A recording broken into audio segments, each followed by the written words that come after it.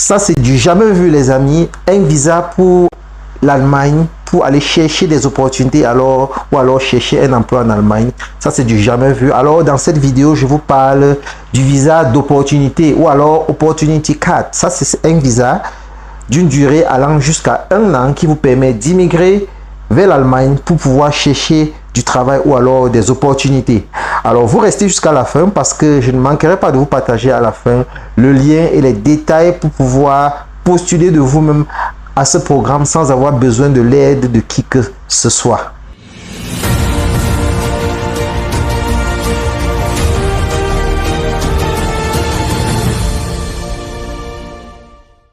Bonsoir les amis et bienvenue sur votre chaîne Réussite. La chaîne qui vous permet d'apprendre, d'entreprendre et de réussir.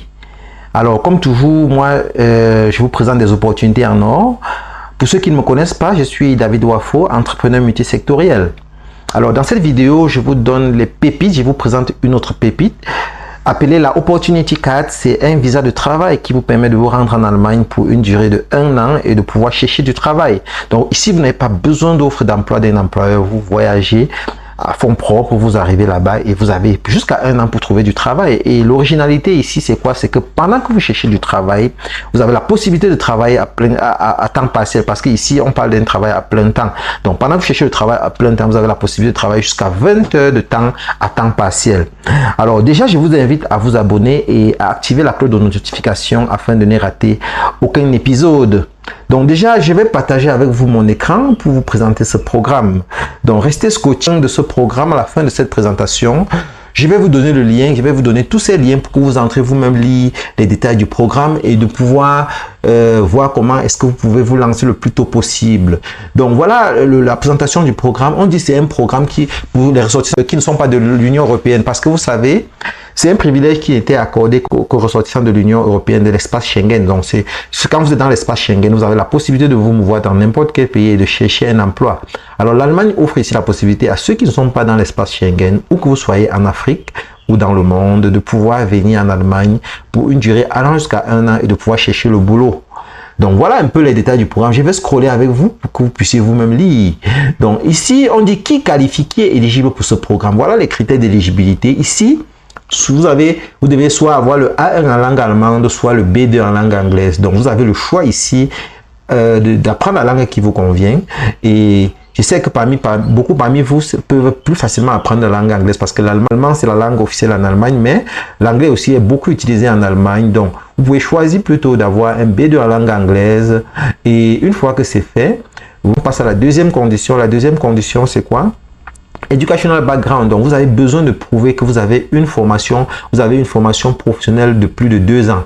Donc ici, il ne s'agit pas de ceux qui ont fait forcément de longues études, que vous soyez même plombier ou maçon, que vous ayez une formation qui a une durée minimum de 2 ans, vous êtes éligible ici. Alors si vous êtes allé plus loin, si vous avez un baccalauréat technique, un BTS, une licence ou un master, c'est encore mieux, ça va vous permettre d'avoir un nombre de points élevé, parce que ici, ça c'est un système qui fonctionne comme le système canadien et qui est basé sur le nombre de points que vous avez. Donc vous avez le devoir, vous avez besoin d'avoir un minimum de 6 points dans le tableau de distribution. Alors troisième condition, c'est quoi? C'est la preuve financière, parce que pendant que vous cherchez du boulot, vous avez la possibilité, vous devez pouvoir justifier que vous avez de quoi vous prendre en charge. Et ici, ils exigent un minimum de 1027 € par mois. 1027 € par mois. Donc, vous pouvez multiplier par 12 pour voir combien est-ce qu'il vous faut en preuve de fonds. Et la preuve de fonds ici que vous devez présenter, c'est quoi? C'est pas un compte bloqué, c'est les relevés bancaires simplement. Donc, une fois que vous avez rempli ces 3 premières conditions, c'est-à-dire au niveau les exigences au niveau linguistique, une fois que vous avez les exigences au niveau de la formation professionnelle et que vous avez également rempli les exigences au niveau financier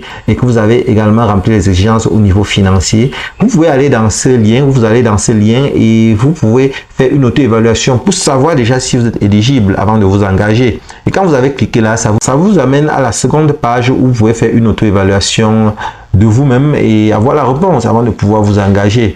Donc c'est une auto-évaluation très simple, on vous pose juste quelques questions là et vous répondez. Donc vous avez juste, et ça ne dure pas, ça ne prend que 1 minute 30 secondes pour finir. Alors je vais cliquer là et on va essayer de remplir, vous allez voir de vous-même. Donc première question, do you have a qualification of at least 2 years? Est-ce que vous avez une qualification de minimum 2 ans? Oui. Yes, I have a professional qualification. Yes, I have a university degree. Pour moi qui ai une licence, je clique là, yes, I have a bachelor degree. Hein. Là, je mets mon nom. Ok, je mets OK, j'avance. Quelle est votre nationalité? Je mets une nationalité au hasard. Je peux mettre, par exemple, Cameroun. Voilà. On demande dans quel pays vous résidez. Bon, Cameroun, on peut mettre Douala, par exemple. Voilà. Et je mets OK. Prochaine étape, is your qualification recognized in Germany? Est-ce que votre diplôme est reconnu en Allemagne? Yes, my qualification is fully recognized in Germany. Oui, parce que les diplômes reconnus dans nos pays sont reconnus dans l'espace Schengen. Donc, ici, là, vous acceptez les terms et conditions, vous soumettez. Et une fois que vous avez soumis, vous avez la réponse. Congratulations, based on your input, you have qualified for the opportunity card. Donc, directement, là, j'ai la réponse. Je sais que si je m'engage dans cette procédure, je serai sélectionné. Donc, revenons à la page de développement pour voir les autres éléments du dossier. Donc, on avait déjà parcouru tout ceci. Et quand on évolue, voilà. Ici, vous savez, il y a un autre visa également dont je ne vous ai pas parlé, le Job Seeker Visa. Et en parallèle, il y a ce nouveau type de visa qui est le Opportunity Card. Donc, si ce n'est pas le Opportunity Card qui vous intéresse, vous pouvez également être intéressé par le Job Seeker Visa. Parce que le Job Seeker Visa, ça vous donne la possibilité d'avoir un visa allant de jusqu'à 6 mois, vous voyez un peu. Et là, les exigences sont aussi flexibles que celle de Opportunity Card. Par exemple, on commence au niveau des qualifications et au niveau, pour les Job Seeker Card, il vous faut un minimum de licence professionnelle. Donc, University Degree or Recognized Vocational Training in Germany. Donc, soit vous avez un niveau de licence obtenu n'importe où, ou alors il vous faut avoir un diplôme de formation professionnelle université supérieure qui sera reconnu en Allemagne. Voilà. De l'autre côté, Opportunity Card, c'est presque la même chose. Ils disent Professional Qualification of with 2 years experience. Voilà. Donc ici, ils souhaitent que pour l'Opportunity Card, vous devez avoir un diplôme professionnel de minimum et justifié d'une expérience professionnelle minimum de 2 ans. Voilà, au niveau des exigences linguistiques, pour le Job Seeker Visa, vous devez avoir le niveau B1 en langue. Ça, c'est si vous avez un diplôme de formation professionnelle. Alors, si vous avez plutôt une licence, vous n'avez pas besoin de preuve de cours de langue. Donc, alternativement, au Job Opportunity Card, vous pouvez aller pour le visa de Job Seeker, donc visa de chercheur d'emploi. Ici, vous n'avez pas besoin de produire la preuve que vous avez un bon niveau en langue anglaise ou allemande si vous avez un diplôme de licence. Par contre, de l'autre côté, pour le Opportunity Card ici, dans le cas de la raison pour laquelle je fais cette vidéo, vous avez besoin d'avoir un A1 en allemand ou alors B2 en anglais.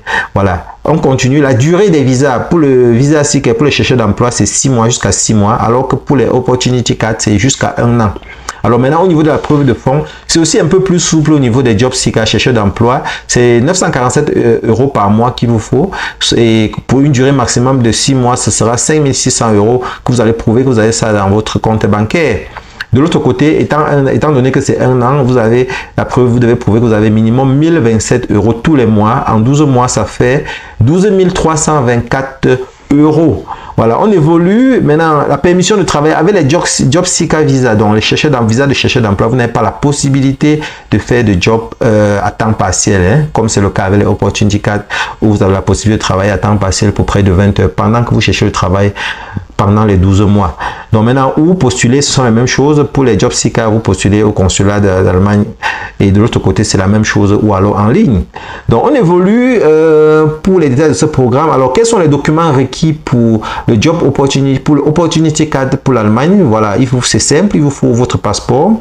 Evidence of your residence, la preuve d'adresse en Allemagne. Je vous ai dit, vous pouvez réserver sur les plateformes Airbnb ou alors Booking.com ou d'autres plateformes que vous pouvez imaginer, des plateformes qui offrent le logement. Ou alors si vous avez un comptable là-bas qui peut vous produire la preuve de logement, c'est encore mieux.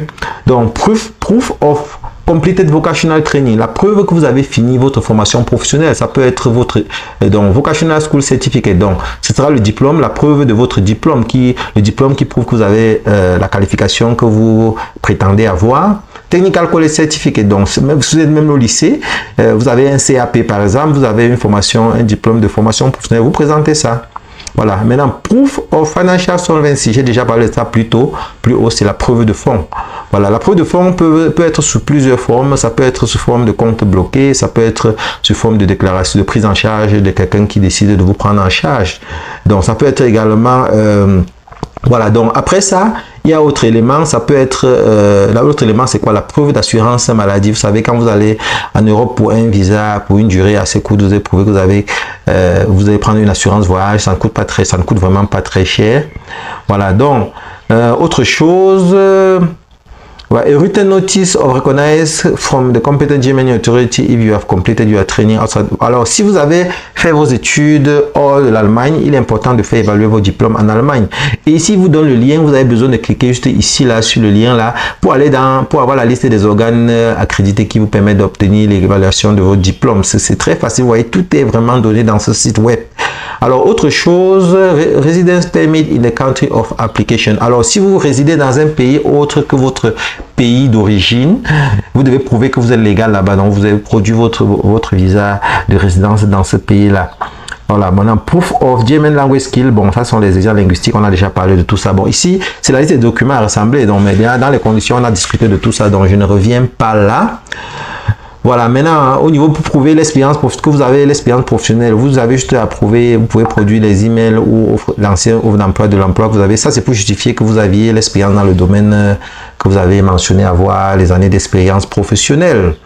Donc, également, si vous avez un contact en Allemagne, vous pouvez également mettre ses coordonnées. Donc, mais c'est pas obligatoire vu que c'est pas sur la base de vos contacts là-bas que vous immigrez. Donc, voilà les amis, voilà le programme. J'ai partagé ça en détail avec vous. Donc, vous pouvez, il y a voilà le coût du programme, vous pouvez le voir, c'est le coût du visa, c'est 75 € seulement. Donc, les frais de demande de visa, c'est 75 €. Et une fois que vous entrez en Allemagne, vous allez dépenser au maximum 100 € pour avoir la carte de résident. Voilà, donc ça, ce sont les éléments. La durée, ça peut prendre quelques semaines, la durée du traitement du dossier. Donc, ça dépend du nombre de la charge de travail qu'ils peuvent avoir là-bas. Donc, la durée du traitement de visa, c'est quelques semaines. Donc, voilà un peu le programme, les amis. Donc, restez scotchés. Merci d'avoir suivi jusqu'à la fin. Rendez-vous pour la prochaine vidéo où je vous présente d'autres pépites. Merci.